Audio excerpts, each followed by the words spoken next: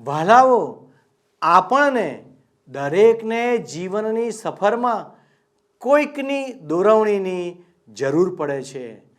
તમારા જીવનના સ્વામી કોણ છે? શૈતાન કે પ્રભુ ઈસુ ખ્રિસ્ત? વિચાર કરો કે તમે કોની દોરવણી પ્રમાણે આગળ વધી રહ્યા છો.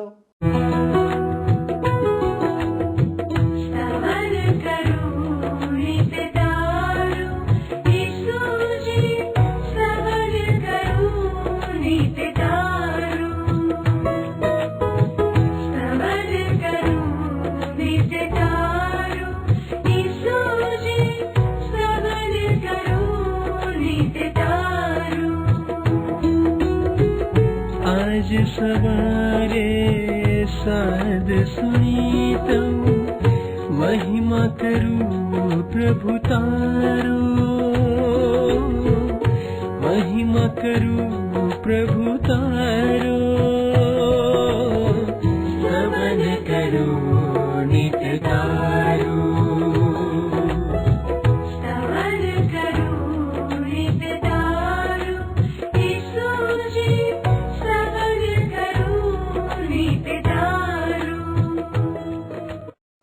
કેમ છો દર્શક મિત્રો? સલામ. આજના સ્તવન કાર્યક્રમમાં હું આપનું સ્વાગત કરું છું. આપણા જીવનની સફરમાં આગળ ચાલવા માટે અને તેનું સંચાલન કરવા માટે કોઈક હોવું જોઈએ. સાચું ને મિત્રો?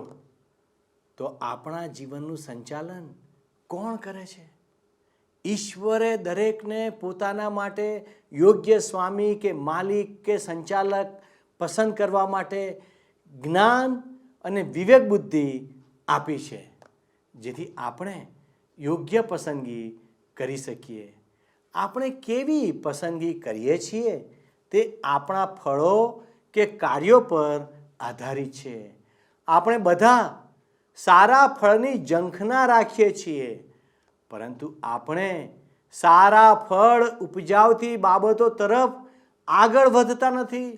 વહાલાઓ, બાઇબલ જણાવે છે કે એક એવો માર્ગ છે કે જે માણસને અદલ લાગે છે ખરો, પણ પરિણામે તે મોતનો જ માર્ગ છે. આ જીવન આપણું પોતાનું નથી, તે ઈશ્વરે આપેલું છે અને તેથી આપણે પોતે જીવન જીવવાના નિયમો બનાવી શકતા નથી. પરંતુ ઈશ્વર જે આપણા સર્જનહાર છે તે આપણા જીવનના નિયમોના નિર્માતા છે. તેથી સ્તવન કાર્યક્રમમાં આપણે બાઇબલના પુસ્તકોનો ક્રમવાર અભ્યાસ કરીને ઈશ્વરના નિયમો સમજવાનો પ્રયાસ કરી રહ્યા છીએ. મિત્રો, જગતમાં ગુલામોના બે અલગ અલગ વર્ગ છે અને આપણે કયા વર્ગના છીએ તે જાણવું અગત્યનું છે. સંત પાઉલ આપણને પ્રશ્ન પૂછે છે કે તમારા સ્વામી કોણ છે? જગતમાં ફક્ત બે સ્વામીઓ છે અને આપણે બધા એક અથવા બીજાની સેવા કરીએ છીએ. તો ચાલો દર્શક મિત્રો, આજના અભ્યાસમાં આગળ વધીએ. આજે આપણે રોમન લોકોને લખેલા પત્રના 6 અધ્યાયની 18 થી 23 કલમો જોઈશું અને એ પછી 7મા અધ્યાયની 1 થી 6 કલમ જોવાના છે. એટલે મારી તમને નમ્ર વિનંતી છે મિત્ર, જો તમારી પાસે પ્રેમ સંદેશ નામનું પુસ્તક હોય તો કૃપા કરીને 438 નંબરના પૃષ્ઠ ઉપર એ તમારી સમક્ષ તમે ખુલ્લું રાખો. હવે તમે જોશો મિત્ર, રોમન લોકોને લખેલા પત્રના 6 અધ્યાયની 18મી કલમ 439 નંબરના પૃષ્ઠ ઉપર પ્રેમ સંદેશમાં તો ત્યાં લખવામાં આવ્યું છે એ પ્રમાણે તમને પાપમાંથી મુક્ત કરવામાં આવ્યા છે અને હવે તમે ન્યાયીપણાના ગુલામ છો. અહીં જુઓ મિત્ર, કેટલી અદ્ભુત વાત લખવામાં આવી છે. આપણને પાપમાંથી મુક્ત કરવામાં આવ્યા છે, પણ એનો અર્થ હરગીજ એવો નથી થતો કે આપણી પાપ વૃત્તિ સંપૂર્ણપણે નાશ પામી છે. ના ના ના, એનો અર્થ તો એવો થાય કે આપણા ભૂતકાળ અને વર્તમાનના પાપોની પકડ દૂર કરવામાં આવી છે અને એટલે આપણે ઈશ્વરમય જીવન જીવી શકીએ છીએ. 19મી કલમમાં તમે જુઓ તો પ્રેષિત પાઉલ કહે છે કે તમારી સમજવાની નિર્બળતાને કારણે હું માનવી ભાષા વાપરું છું. આપણા પાપી સ્વભાવને કારણે મિત્ર આપણે દૈવી ભાષા સમજી શકતા નથી. ઈશ્વર પાસે આવ્યા પહેલા આપણે આપણા દુષ્ટ હેતુને કારણે આપણી જાતને સંપૂર્ણ અશુદ્ધતા અને દુષ્ટતાના માર્ગમાં સોંપી દીધી હતી. કારણ કે ઘણી વસ્તુઓ આપણે સમજતા નથી અથવા એ પ્રત્યે બેદરકાર રહીએ છીએ. એઇડ્સ જેવા કેટલાક રોગો જાતીય અશુદ્ધતાઓને કારણે ફેલાય છે. પશુઓ સાથે જાતીય સંબંધ કોઈને હોઈ શકે ખરો? કેટલીક વાર નાનપણમાં એવું મેં સાંભળેલું, પરંતુ અત્યારે જાહેરમાં દૈનિક પત્રોમાં આવી વિકૃત ચેષ્ટાઓ સામે અને વ્યભિચાર અને સજાતીય સમાગમ જેવા દૂષણો સામે ચેતવણી આપવામાં આવે છે. ત્યારે આપણને લાગે છે કે આવી બાબતોમાં શરૂઆતથી જ છૂટછાટવાળી સામાજિક વિચારધારા ઉપર નિયંત્રણ મુકાવવું વધારે સારું હતું. જો કે આજકાલ જાહેરમાં આવી ઘણી બાબતો દૈનિક પત્રોમાં ચર્ચાતી હોવાના કારણે અગાઉ રાખવામાં આવતો જે સંકોચ હતો એ સંપૂર્ણપણે જતો રહ્યો છે. આવી ચેતવણીઓ છતાં સમાજમાં છૂટછાટવાળી મનોવૃત્તિઓને પોષણ અને પ્રોત્સાહન પૂરું પાડતા પરિબળો પણ વધતા જ રહે છે. ત્યારે પરમેશ્વર તરફ પાછા ફરીને પવિત્રીકરણમાં જીવવું એ કેટલું બધું વિહિતાવ છે. 19મી કલમ પ્રમાણે તમે જુઓ તો લખ્યું છે, હવે તમે ન્યાયીપણાના ગુલામ છો. પાઉલ જ્યારે છેલ્લી કલમ ઉપર આવે છે ત્યારે ગુલામ શબ્દ વાપરવા માટે માફી માંગે છે. હવે રોમન સામ્રાજ્યમાં ગુલામીની પ્રથા એ સમયે બહુ સામાન્ય હતી. મોટાભાગના દેશોમાંથી એ પ્રથા દૂર કરવામાં આવી છે. તો પણ મિત્ર, આપણે વેઠ પ્રથા અંગે વારંવાર વાંચીએ છીએ, બાળમજૂરી વિશે વાંચીએ છીએ, ખરું કે નહીં? હવે પુરાતન સમયોમાં આ એક બહુ જ મોટું દૂષણ હતું, ગુલામી.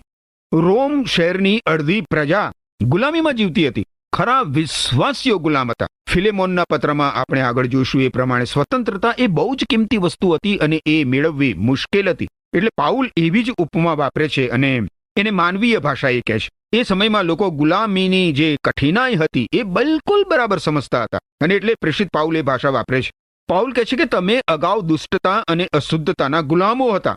હવે ગુલામ શબ્દ આપણે સમજી શકીએ છીએ કે ખરેખર આપણે પાપ વૃત્તિના ગુલામ જેવા જ છીએ અને લાંબા સમય સુધી આપણા ખરાબ જે ટેવો છે, આપણી ખરાબ ટેવો અને દુષ્ટ મનોરથો છે આપણા, એની પકડમાંથી છૂટી શકતા નથી. જો કે કોઈ આપણને એવું કહે તો આપણે એ સાંખી શકતા નથી. જ્યારે પ્રભુ ઈસુ ખ્રિસ્તે યહૂદી લોકોને કહ્યું હતું કે તેઓ પાપના ગુલામ છે, ત્યારે એ લોકોને બહુ જ આંચકો લાગ્યો હતો, અપમાન લાગ્યું હતું. પ્રભુ ઈસુ ખ્રિસ્તે જ્યારે એમના પર વિશ્વાસ કરનાર યહૂદીઓને કહ્યું કે જો તમે મારા વચનોમાં રહો, જો તમે મારા વચનોમાં રહો તો સાચે તમે મારા ખરા શિષ્ય છો અને તમે સત્ય જાણશો અને સત્ય તમને સ્વતંત્રતા આપશે.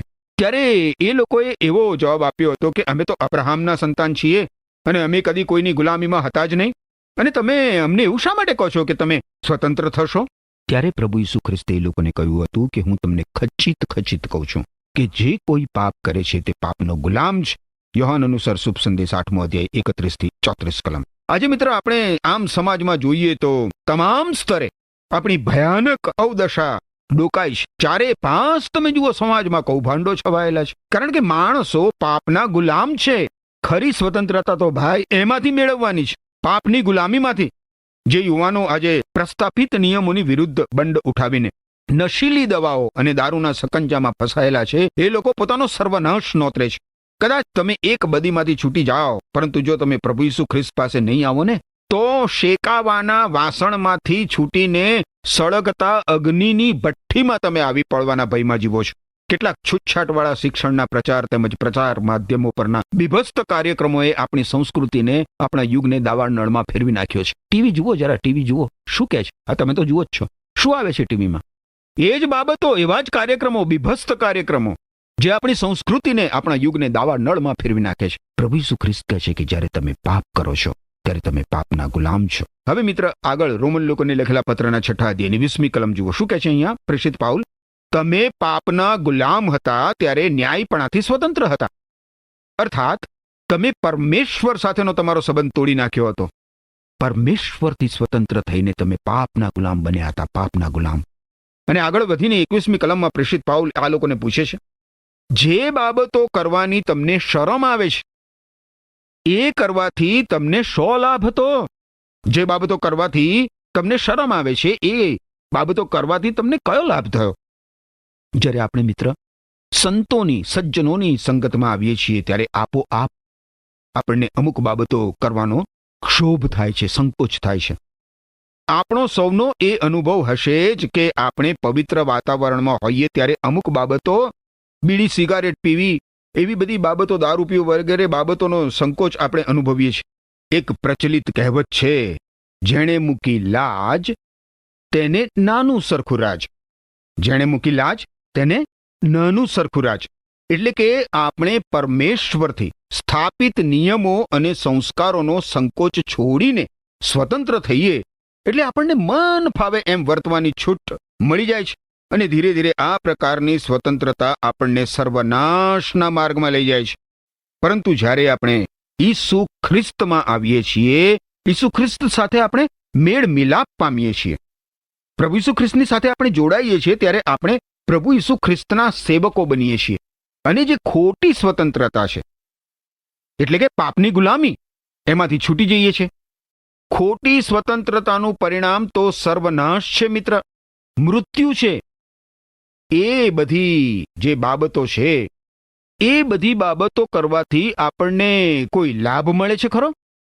હા, આપણા કદાચ અહમ સંતોષાય, પરંતુ પાપી મનોવૃત્તિને ધોરણે જીવન જીવવાથી આપણે એકલા જ નહીં, આપણી આખી સંસ્કૃતિનો, આખી માનવજાતનો અને પૃથ્વીને આપણે જાણે કે મોતના મુખમાં ધકેલી દઈએ છીએ. આપણા પરિવારને, આપણા પોતાના અંગત જીવનને મોતના મુખમાં ધકેલી દઈએ છીએ. પાપી મનોવૃત્તિમાં જીવતા ઘણા બધા ગુલામો પ્રભુ ઈસુ ખ્રિસ્ત પાસે આવ્યા પછી એ લોકોએ આ બધા પત્રો લખ્યા છે. પ્રેષિત પાઉલ ઉપર ઘણા બધા પત્રો લખ્યા હતા. એ લોકો પોતાની જૂની જિંદગીથી શરમ અનુભવે છે. હવે આ જે શૈતાનના બાળકો છે, શૈતાનના બાળકો અને ઈશ્વરના જે બાળકો છે, એ બંનેની વચ્ચે ફેર છે. કેવો ફેર? શૈતાનના બાળકો દુષ્ટતા કરવામાં રાચે છે, જ્યારે પરમેશ્વરના સંતાનો એ બધી બાબતોથી શરમાય છે, દૂર રહે છે, સંકોચ અનુભવે છે. હવે પાપી કૃત્યો કરતા એમનું હૃદય ભાંગી પડે છે. जय जय परम दयामय स्वामी, स्मारक गान करो रे. जय जय परम दयामय स्वामी, स्मारक गान करो रे. जय जय ईसु दयामय स्वामी, स्मारक गान करो रे. जय जय ईसु दयामय स्वामी, स्मारक गान करो रे.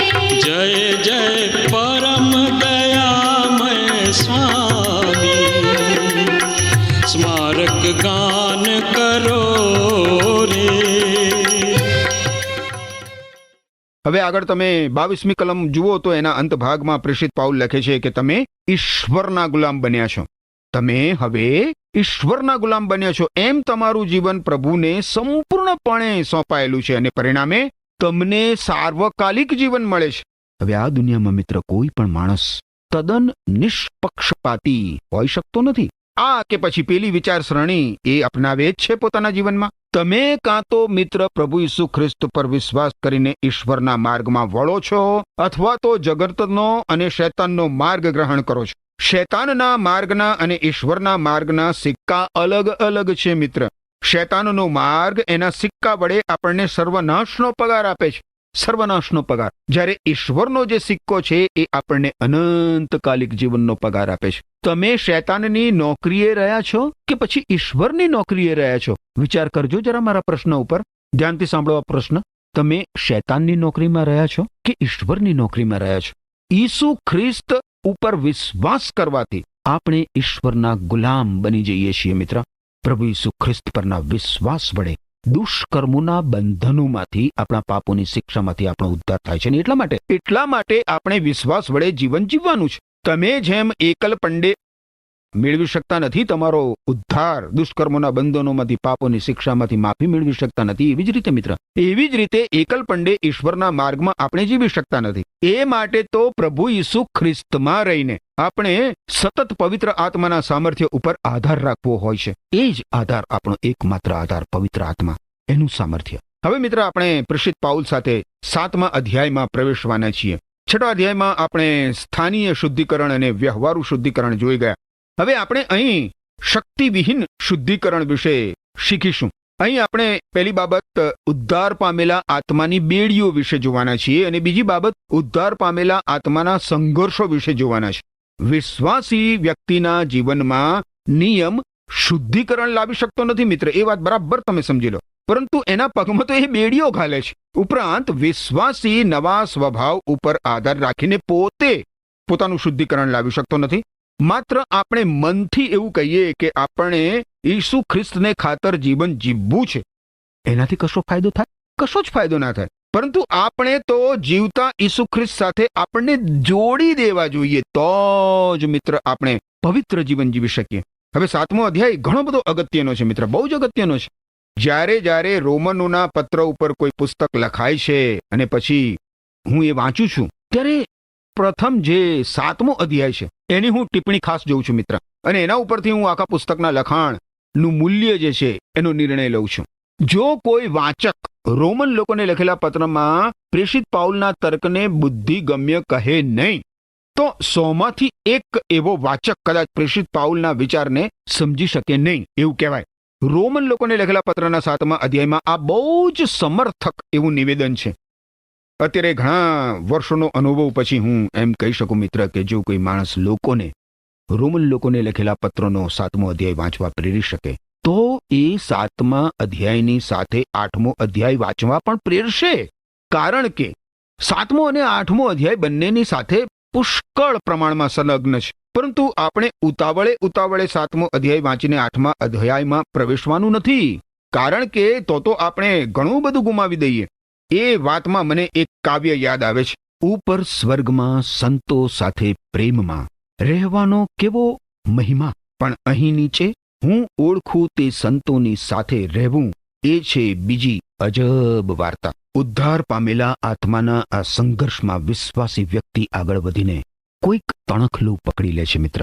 કેટલીક વાર એ તણખલું મૂસાનો નિયમ હોય છે, અને પછી સંઘર્ષમાં એને સમજાય છે કે એણે કોઈ તણખલું કે કોઈ જીવન બચાવનાર નૈયા પકડી નથી, પરંતુ એ તો સિમેન્ટનો થેલો છે, બહુ જ મોટો, ઊંચકી ના શકાય, અને એ પોતે એની નીચે ચગદાઈ મરે છે. આના પરિણામે લાખો વિશ્વાસીઓ સામાન્ય વિશ્વાસી જીવનમાં પરાજય સ્વીકારી લે છે. સાંભળો છો ને? બરાબર ધ્યાનથી સાંભળજો. ઘણા બધા સંતો એવા છે કે જેઓ ઉદાસ, કઠણ, નીરસ અને નીચલી કક્ષાના વિશ્વાસી જીવનમાં જીવે જાય છે. ઈશ્વર એવું નથી ઈચ્છતા કે આપણે એ માર્ગે જઈએ. ઘણા બધા વર્ષો પહેલા જ્યારે જાતે વસ્તુઓ બનાવવાની અને સમારકામ કરવાની મહત્તા હતી, ત્યારે એક માણસનું કાર્ટૂન બનાવવામાં આવ્યું. એના હાથ જાણે કે પાટા બાંધવામાં આવ્યા અને એના માથા ઉપર મોટો પાટો બાંધવામાં આવ્યો. એનો જે હાથ છે એને જોડીમાં મૂકવામાં આવ્યો. જાતે કરો ની વર્કશોપમાં એ માણસ હતો, અને કાઉન્ટર ઉપર જે બેઠેલો કારકુન હતો એ પૂછતો હતો કે તમારી પાસે જાતે છોડોના કોઈ સાધનો છે ખરા? તમે તો બંધાયેલા છો. આપણે મિત્ર જાતે વિશ્વાસી જીવન જીવવા માંગતા હોઈએ તો આપણે આવા કાર્ટૂન માણસના જેવા બની જઈએ, કારણ કે આપણે આપણી જાતે આપણા પાટાપંડી છોડી શકતા નથી, આપણે જાતે આપણા વિશ્વાસી જીવનને જીવી શકતા નથી. એ તો ઈસુ ખ્રિસ્તનું સામર્થ્ય, પવિત્ર આત્મા દ્વારા મળતું સામર્થ્ય જ આપણને ઈસુ ખ્રિસ્ત જે નવું જીવન આપે છે, પવિત્ર જીવન આપે છે, એ જીવનમાં જીવવાને માટે સમર્થ બનાવે છે મિત્ર. સાચે જ મિત્ર, આપણે જાતે છોડોના સાધનોની જરૂર છે, એટલે કે આપણે આપણા જીવનો ઈશ્વરના પવિત્ર આત્માના હવાલે કરી દેવાની જરૂર છે. બિલકુલ પ્રભુ ઈસુ ખ્રિસ્તના હાથમાં આપણું જીવન સંપૂર્ણપણે સમર્પિત કરી દેવાની જરૂર છે. સંપૂર્ણપણે આપણે જાતે જે કરી શકતા નથી તે પવિત્ર આત્માને આપણે કરવા દેવું જોઈએ. ઘણા બધા વિશ્વાસીઓ વિશ્વાસી જીવન જીવવા મોશેના નિયમ તરફ વળે છે. 7મા અધ્યાયમાં પ્રેષિત પાઉલ આપણને એ બતાવે છે કે વિશ્વાસી માણસ મોશેના નિયમ શાસ્ત્રનો કોઈ હક દાવો નથી કરી શકતો. ખરેખર તો નિયમે માણસને મૃત્યુદંડનો અપરાધી ઠરાવ્યો છે મિત્ર. નિયમ તો અપરાધી ઠરાવવાની સેવા કરે છે મનુષ્યને. કરંથવાસીઓને લખેલા બીજા પત્રના 3 અધ્યાયની 9મી કલમ પ્રમાણે જે ન્યાયાધીશે તમને મિત્ર કરી મૃત્યુદંડની સજા, એમને જ તમે પાછા કેવી રીતે જીવવું એ પ્રશ્ન પૂછી શકો ખરા? હવે આપણે ઉદ્ધાર પામેલા આત્માની બેડીઓ સંબંધી એક મુદ્દો જોઈએ. 7મા અધ્યાયની 1 થી 7 કલમોમાં પ્રેષિત પાઉલ લગ્નના કાયદા દ્વારા આત્માની બેડીઓ સંબંધી સમજાવવાનો પ્રયત્ન કરે છે.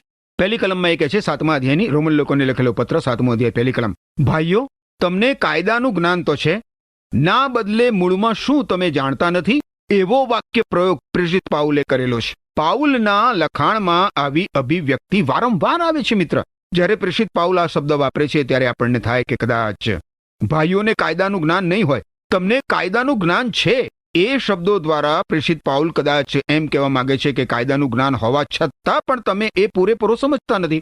જ્યાં આ કાયદો પાડી શકાય એવું વાતાવરણ હતું અને એ ભૂમિમાં ઈશ્વરની પસંદ કરાયેલી પ્રજા મોશેના કાયદા સાથે 1000 વર્ષથી સંઘર્ષ કરતી હતી અને કાયદો માત્ર પ્રજાને જ નહીં પરંતુ ભૂમિને પણ લાગુ પાડવામાં આવ્યો હતો. સ્ટેફન પોતાના બચાવમાં લોકટોળાને કહે છે કે તમને તો દૂતોની મારફતે ઈશ્વરનો નિયમ મળ્યો હતો અને એમ છતાં તમે તેનું પાલન કર્યું નથી. પ્રેષિતોના કાર્ય 7મો અધ્યાય 53મી કલમ પ્રમાણે. તો પ્રેષિત પિતર પ્રેષિતોના કાર્યના 10મા અધ્યાયમાં મોશેના નિયમને એવી ઝૂંસરી તરીકે ઓળખાવે છે કે જે આપણા પૂર્વજો કે આપણે સૌ ઊંચકી શક્યા નથી. પાઉલ આ મુદ્દો સમજાવવા માટે લગ્નનું ઉદાહરણ લઈને સમજાવે છે કે કાયદાની સત્તા માણસ જીવે ત્યાં સુધી જ હોય છે. હવે કેટલાક લોકો આ ઉદાહરણને લગ્નનો કાયદો પણ માની લે. 7મા અધ્યાયની બીજી કલમ તમે જુઓ, રોમન લોકોને લખેલા પત્રના 7મા અધ્યાયની બીજી કલમ તો બહુ જ જાણીતા અને પ્રસ્થાપિત નિયમનું એ ઉદાહરણ આપે છે અને એમાં એ જણાવે છે કે પત્ની જીવતા પતિ સાથે બંધનમાં છે પરંતુ પતિનું મૃત્યુ થતા પત્ની એ બંધનમાંથી છૂટી જાય છે. કેટલાક લોકો આગ્રહ રાખે છે કે આ વચન અનુસાર છૂટાછેડા અને પુનર્લગ્ન ઉપર પ્રેષિત પાઉલ પ્રતિબંધ ફરમાવે છે. 3જી કલમમાં પ્રેષિત પાઉલ સમજાવે છે કે હયાતી દરમિયાન પતિ કે પત્ની અવિશ્વાસુ રહે તો શું થાય? પતિ કે પત્ની અવિશ્વાસુ રહે તો શું થાય? કોઈ સ્ત્રીનો પતિ અન્ય સ્ત્રીઓ સાથે પ્રેમ ચેષ્ટા કરતો હોય અને એ પોતાની પત્નીને અવિશ્વાસુ નીવડે તો શું થાય? એને પથ્થરે મારવામાં આવે. પથ્થરે. પેલો જ્યારે પથ્થરના ઢગલામાં પડેલો હોય ત્યારે તેની પત્નીને બીજું લગ્ન કરવાની છૂટ મળે છે. આપણી આજની સંસ્કૃતિ પ્રમાણે આપણે અવિશ્વાસુ પતિ કે પત્નીને પથ્થરે મારતા નથી. વળી પ્રેષિત પાઉલ પણ અહીં આપણને છૂટાછેડા અને પુનર્લગ્ન સંબંધી નિયમો જણાવતો નથી. પ્રેષિત પાઉલ જણાવે છે કે પતિનું મૃત્યુ થતા પત્ની હવે તેની પત્ની રહેતી નથી પરંતુ એક સ્વતંત્ર સ્ત્રી બને છે. બધા જ સભ્ય પ્રવર્તમાન સંજોગોમાં આ એક સ્વીકારાયેલો નિયમ છે મિત્ર. હવે 4થી કલમમાં પ્રેષિત પાઉલ પતિ પત્નીના ઉદાહરણને લઈને શું કરે છે? નિયમશાસ્ત્ર તથા ઈસુ ખ્રિસ્ત સાથેના આપણા સંબંધનો તર્ક આગળ વધારે છે. ભાઈઓ, નિયમશાસ્ત્રને લાગે વળગે છે ત્યાં સુધી તમે મરી ગયા છો કારણ કે તમે ઈસુ ખ્રિસ્તના શરીરના અવયવો છો અને હવે તમે મરણમાંથી સજીવન થયેલા પ્રભુ ઈસુ ખ્રિસ્તના છો જેથી ઈશ્વરની ઉપયોગી સેવા તમે કરો. અને 6ઠ્ઠી કલમમાં પ્રેષિત પાઉલ શું કહે છે? જુઓ, તમે ધ્યાનથી જુઓ. એ કહે છે કે હવે આપણે નિયમશાસ્ત્રથી મુક્ત છીએ.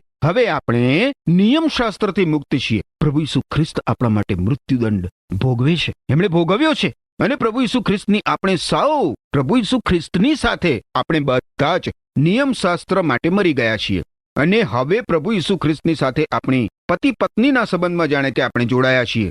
આપણે પ્રભુ ઈસુ ખ્રિસ્તને લીધે નિયમથી મુક્ત થયા છીએ અને તેમની સાથેના નવા જીવનના સંબંધમાં આપણે આવ્યા છે. પત્ની તો પ્રભુ ઈસુ ખ્રિસ્તમાં માનનારા આપણે સૌ બની ગયા છીએ. એને પત્ની કહેવામાં આવે છે, પ્રભુ ઈસુ ખ્રિસ્તની કન્યા. ઈસુ ખ્રિસ્ત આપણા પતિ છે, આપણા શિરતાજ છે. હવે આપણે પ્રભુ ઈસુ ખ્રિસ્તને માન મળે એવા કામ કરવાના છે, એવું જીવન જીવવાનું છે જેથી પ્રભુ ઈસુ ખ્રિસ્તના નામનો મહિમા થાય. આપણે એ જ પ્રાર્થના દર પ્રભાતે કરવાની જરૂર છે કે ઓ પ્રભુ ઈસુ ખ્રિસ્ત, આજે આખો દિવસ તમારી પવિત્રતામાં, તમારા સાનિધ્યમાં, તમારી સમક્ષ શુદ્ધ અને પવિત્ર જીવન જીવવામાં તમે મારી સહાય કરો. આખો દિવસ પ્રભુ, આખો દિવસ પાપ અને શૈતાનની ચાલાકીઓ સમજવાને માટે મને કૃપા આપો. મને પવિત્ર આત્માના સામર્થ્યથી ભરપૂર કરો પ્રભુ. આખો દિવસ પ્રભુ હું તમારી સમક્ષ શુદ્ધ અને પવિત્ર જીવન જીવી શકું એવી કૃપા થવા દો. આ જ પ્રાર્થના મિત્ર, આ જ પ્રાર્થના દર પ્રભાતે કરનાર વિશ્વાસીને દર પ્રભાતે ઈશ્વર પવિત્ર આત્માનું સામર્થ્ય પ્રાપ્ત થઈ શકે છે જેથી તે વિશ્વાસી તરીકે વિજયી જીવન જીવી શકે છે. એવું જીવન જીવવા માટે ઈશ્વર તમને કૃપા આપો. આમેન. વહાલા મિત્રો, તમારો સ્વામી કોણ છે? જો આપણે શૈતાનને સ્વામી બનાવીએ છીએ તો આપણે પાપની સેવા કરીએ છીએ, ઈશ્વરની ઈચ્છાને અવગણીએ છીએ, તેમજ ઈશ્વર જેની મનાઈ કરે છે તે જ કરીએ છીએ. આપણે દૈહિક વાસનાઓ જેવી કે આંખોની લાલસાનો આનંદ માણીએ છીએ. જીવનના અહંકારમાં ચાલીએ છીએ. જગત આપણું ઘર છે, સ્વર્ગ નહીં. શૈતાન આપણને જગતના સઘળા સુખોનો આનંદ માણવાનો અવસર આપે છે, પણ પાપનું વેતન મૃત્યુ છે. જો આપણે શૈતાનની આજ્ઞાઓનું પાલન કરીએ છીએ તો આપણે પાપને પ્રેમ કરીએ છીએ અને તેના ભોગવિલાસમાં જીવન જીવીએ છીએ, જે આપણને વિનાશ તરફ દોરી જાય છે. પણ વહાલા દર્શક મિત્રો, જો ઈશ્વર આપના સ્વામી છે તો પછી આપણો આનંદ પવિત્રતા છે. ઈશ્વરના નિયમોનું પાલન કરવું તે છે. ઈશ્વરની મંડળી તમારું ઘર છે. ખ્રિસ્તમાં વિશ્વાસ કરનારા તમારા ભાઈઓ છે. અનંત જીવનનો વારસો તમારું ઇનામ હશે. એટલા માટે નહીં કે તમે તેના માટે લાયક છો, પરંતુ તમારા ઉદાર અને દયાળુ સ્વામી દ્વારા તમને તે મુક્તપણે આપવામાં આવેલું છે. તમારી સ્વીકૃતિના આધાર તરીકે તમે ઈશ્વરના અમૂલ્ય રક્ત અને ગૌરવપૂર્ણ ન્યાયપણા પર આધાર રાખો છો. તમે તેમના આત્માને આધીન થાવ છો, જે તમારી સાથે વચન દ્વારા બોલે છે અથવા તમારી અંદર કામ કરે છે અને તમને સારા કાર્યો કરવા પ્રેરિત કરે છે. તો મિત્રો, આજે જ નક્કી કરો કે તમારા જીવનમાં તમે કોને અનુસરી રહ્યા છો. ઈશ્વર આપને મદદ કરે કે તમે ઈશ્વરના માટે ચોક્કસ નિર્ણય લઈ શકો. અને એટલે આવો આપણે પ્રાર્થના કરીએ. પવિત્ર ઈશ્વર પિતા, તમે અમને મદદ કરો કે અમે તમને પસંદ પડે એવું જીવન જીવીએ. અમે તમને આધીન થઈએ. અમે તમારી બીકમાં જીવીએ. તમારા વચનો પ્રમાણે ચાલીએ. તમારા વચનોને પવિત્ર દેવ અમારા જીવનોમાં ઉતારીએ. પવિત્ર પ્રભુ, તમે અમને મદદ કરો. અમારા દરેક દર્શક મિત્રોને તમે તમારા વચનનો આશીર્વાદ આપો. અમારી આ પ્રાર્થના ઈસુના નામમાં માગીએ છીએ. આમેન. વહાલા દર્શક મિત્રો, મારો સમય પૂરો થઈ રહ્યો છે, પણ જો આજે ઈશ્વરે આપને કોઈ ચોક્કસ નિર્ણય લેવાને માટે મદદ કરી છે તો હમણાં જ તમારો ફોન ઉઠાવો અને અમારા પ્રતિનિધિ સાથે આપ વાર્તાલાપ કરો. અમે આપના ફોનની રાહ જોઈ રહ્યા છીએ. ઈશ્વર આપની સાથે રહો. આમેન.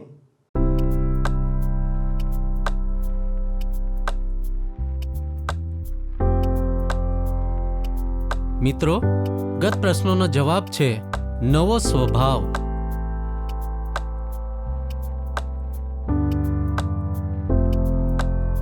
આજનો પ્રશ્ન છે, રોમન સામ્રાજ્યમાં કઈ પ્રથા સામાન્ય હતી?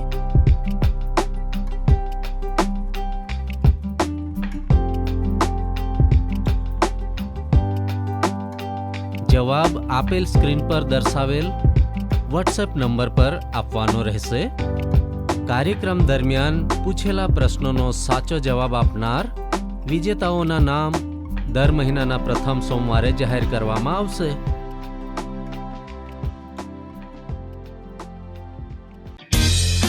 શું તમને આ કાર્યક્રમ ગમ્યો? અત્યારે જ અમને મિસ કોલ કરો.